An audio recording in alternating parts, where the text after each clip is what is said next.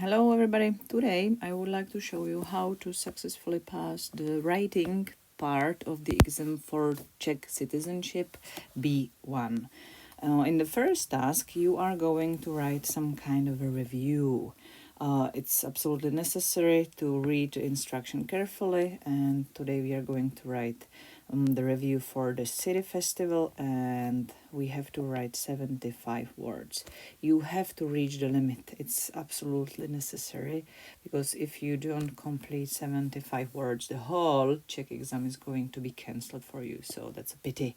So pay attention to the number of the amount of the words I'm going to show you. You can also write down the numbers on the right side, so you don't need to count all the time from the beginning.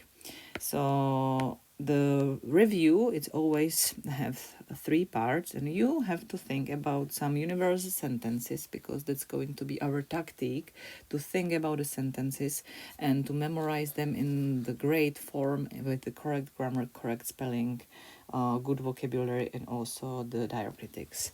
First of all, there will be always the question, why did you choose the activity or the place or whatever.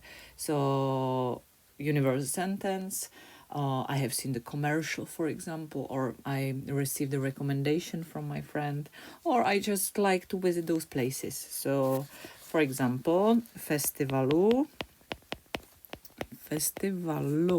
jsem se zúčastnila,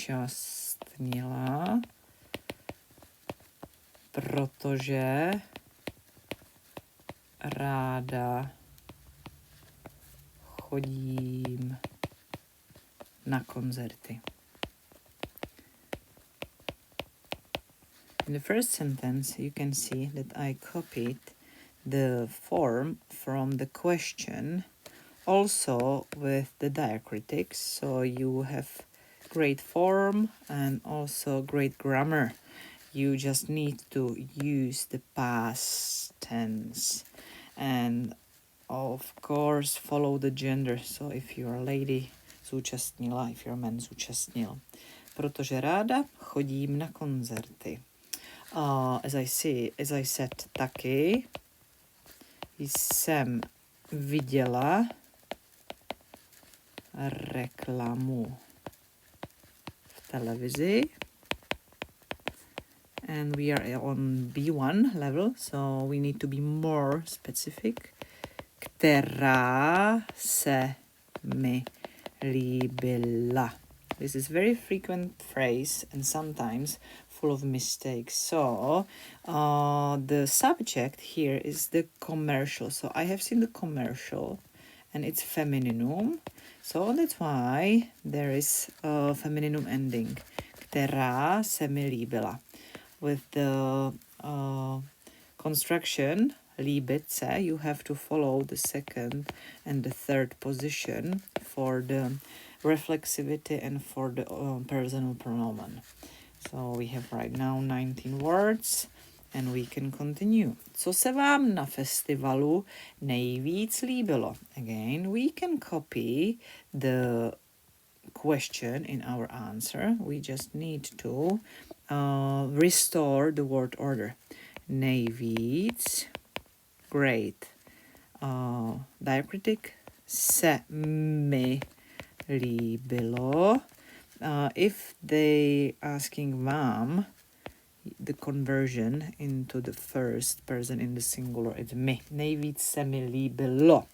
And then if you place líbilo, you have to complete it by a neutrum, by something like it, the third person in the singular. Nejvíc se mi líbilo místo. Then taky se mi líbil program. You can see that I changed the ending because program is masculinum, so I placed the L for the male form. You can see that I always follow second and third position for the reflexivity and for the personal pronoun, because that's the word order. It's important in B1. Na festivalu hrálo několik hudebních skupin.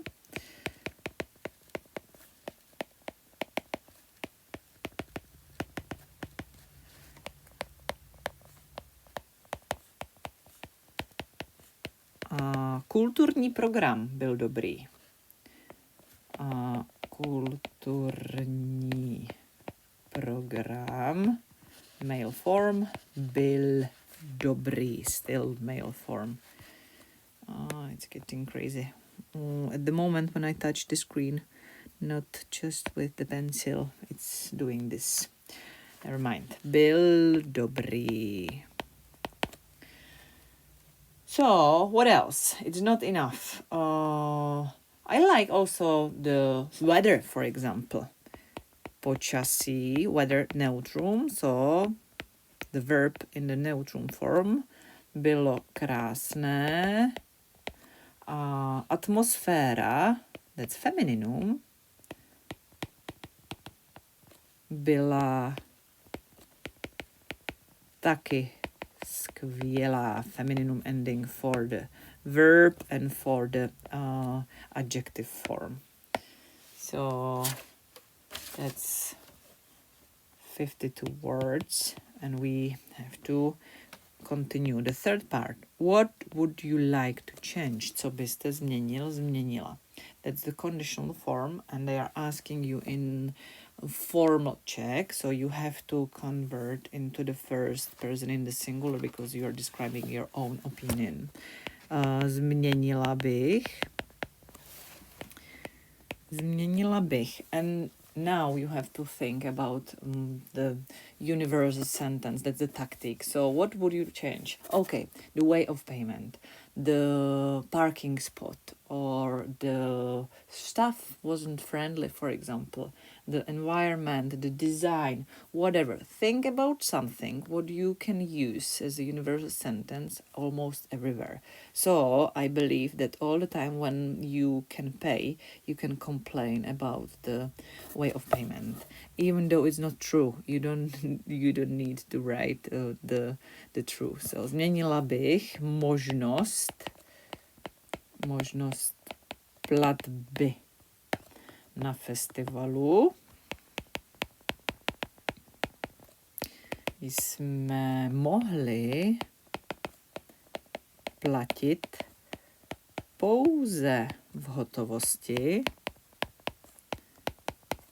A to byl problém. Protože bankomat byl daleko. Tečka. Všechno ostatní ale bylo skvělé, nic bych neměnila. Všechno ostatní bylo skvělé, nic bych neměnila. Tečka. A máme 79 slov. That's 79 words in total. So we reached the limit. What else is important? The grammar, everything is in the past. Yes. The word order is good. Also, you are not able to write everything in capital. You need to follow the rules for Czech writing. So the capital on the beginning and then on the end there will be a dot. And it's B1 exam, so you always need to use some connectors in the text. So because, protože, která a co ještě máme tady.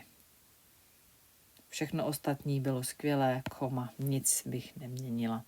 So this is the text for B1. If you would like to see more, if you need to practice the writing examples more, you can follow the application www.czechexam.cz. on the place I am showing how to pass the exam. You can practice the reading, the listening, and also we can have some free online lessons for premium users of the application. So see you there, and thank you.